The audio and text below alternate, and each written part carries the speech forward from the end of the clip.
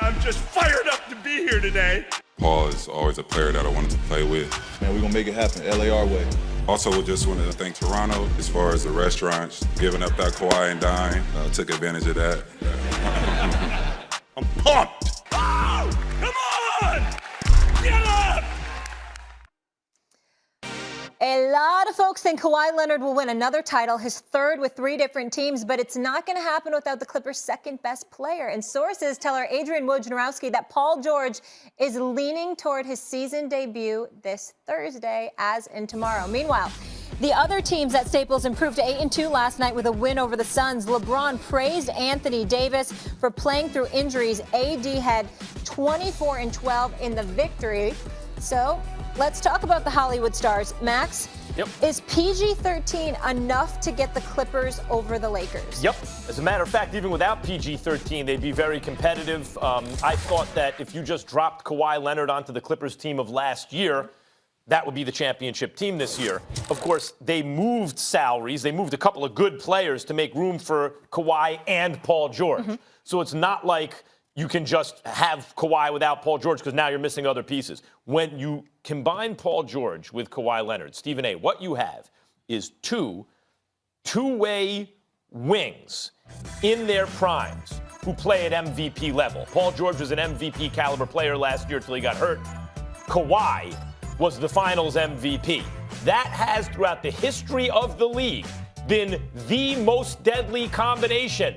Not the point guard in the center, not the stretch four in the point guard. The two-way wing combination, Jordan and Pippen, LeBron and Dwayne Wade, Kawhi Leonard and Paul George. You don't think they're the same guy? This is interesting that you bring this up. Kawhi Leonard, first of all, has become a sneaky good passer this year. He went from not such a good passer early in his career to a pretty good one last year to a really good one this year. That's 1. 2, Kirk Goldsberry just had this, Stephen A. When you look at where their shots come from and where they're proficient, where they're efficient, Kawhi Leonard's really a slasher mid-range scorer. He can shoot from the outside, but what he specializes in, slasher mid-range. Paul George is a three-point shooter. You can look at where the shots are coming from, the frequency of them, the efficiency of them.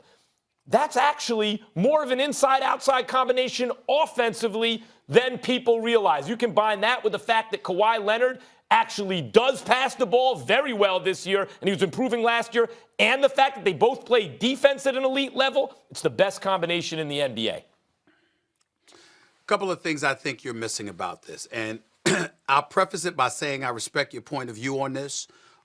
We all know that the Clippers are a better team collectively. They're built better, and I don't have any problems with them being the favorite. But here's why I would say no to the answer about Paul George.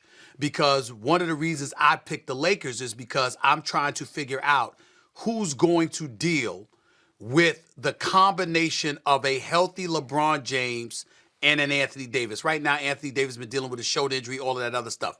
I only pick stuff based on assuming guys are healthy, because obviously anybody that gets injured, everything gets compromised from that particular moment in time, and that's understood.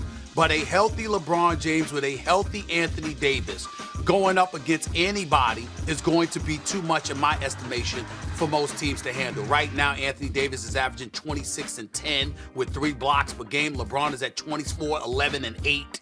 We see what Kuzma has come, trying to really ingratiate himself into things, averaging better than 12 points per game. They've got a top 5 defense. Vogel's got them playing defense. But here is the number one reason why I don't sit up there and crown Paul George and Kawhi Leonard the way others do when it comes to going up against the Lakers. I would pick Kawhi Leonard and Paul George against anybody in the NBA if they were guarding those individuals. The problem is Anthony Davis, even though Montrezl Harrell is balling. By the way, Max, look at this. This brother's averaging 20 and 7. Montrezl Harrell is a monster. I mean, this brother is special. I love Montrezl Harrell. You know, so him, I mean, he's a rough rider, and obviously he'll give Anthony Davis some problems. I get all of that. But what I'm saying is, when I think about Paul George and Kawhi Leonard and how their elevated level of greatness should really sing to us all, It's because of their ability to defend, man up, particularly on the perimeter. Well, guess what?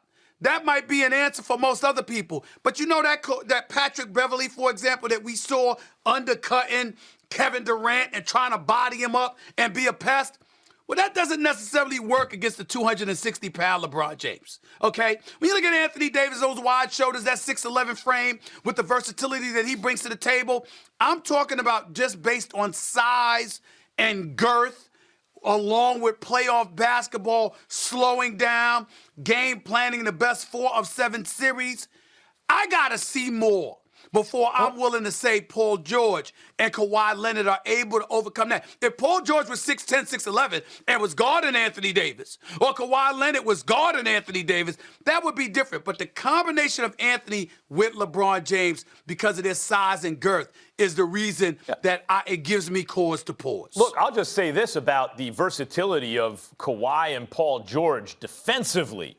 You're right, it's not exactly the matchup, but let's not forget, of course, it's always a team concept if you're going to go at a great offensive player in the NBA. But Kawhi was ISO'd defensively on the Freak last year at times in the playoffs, and the Freak couldn't do nothing with him. Right? Kawhi shut down. That's not the same thing, Max. Don't do that. Don't do that. What I'm saying is, I'm not saying that translates to he was going to guard Anthony Davis. No, I'm not saying that. I'm saying we have seen Kawhi able to do the best possible job a human being can do on a nearly 7-foot player who's playing at MVP level in Antetokounmpo. But you're still not. But you have to tell the whole story, Max. You can't sit up there because you know that Budenholzer had the Greek Freak literally bringing the ball up the court. You smiled when you noticed that Kawhi Leonard picked him up at half court and derailed his drives to the basket and turned him into a perimeter shooter. Well, here's the problem. Number one, Anthony Davis ain't going to do that. That would be LeBron James bringing the ball up the court. And number two, and more importantly, Anthony Davis is a better perimeter shooter, at least from last year. He is a better perimeter shooter than what the Greek Freak was last year. No, he is. So that's not a good comparison. But Stephen A., he's a better shooter than the Freak was last year. He's a better shooter than the Greek Freak, period. But he's still not an excellent shooter. You know, he's always been right on the fence. Like, can AD turn into a good enough outside shooter that it's just impossible? The answer is no, not yet. He hasn't quite done that yet. If we see AD's outside shooting tick up where he's bombing from outside, you can talk to me again about who I think is going to win the championship. If AD turns into that type of player, he's the best player in basketball, and there's not a lot to talk about, really. But I haven't seen that from him. I have not. And so you're right. You're talking about Kawhi on LeBron. LeBron don't want that with Kawhi. LeBron didn't want it when Kawhi was checking into the game when Kawhi was a puppy and LeBron was in his prime. Now it's Kawhi's league. You think LeBron wants no one would ever want Kawhi to guard them. That's crazy. Now you're talking about Paul George.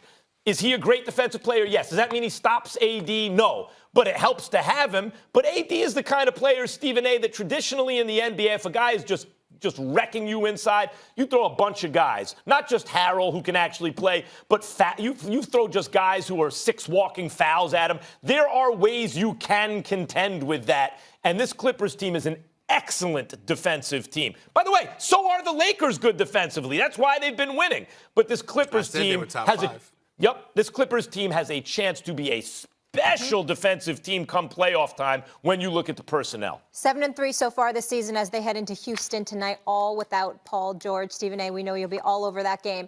Astros fans aren't going to like what this guy has to say about Houston allegedly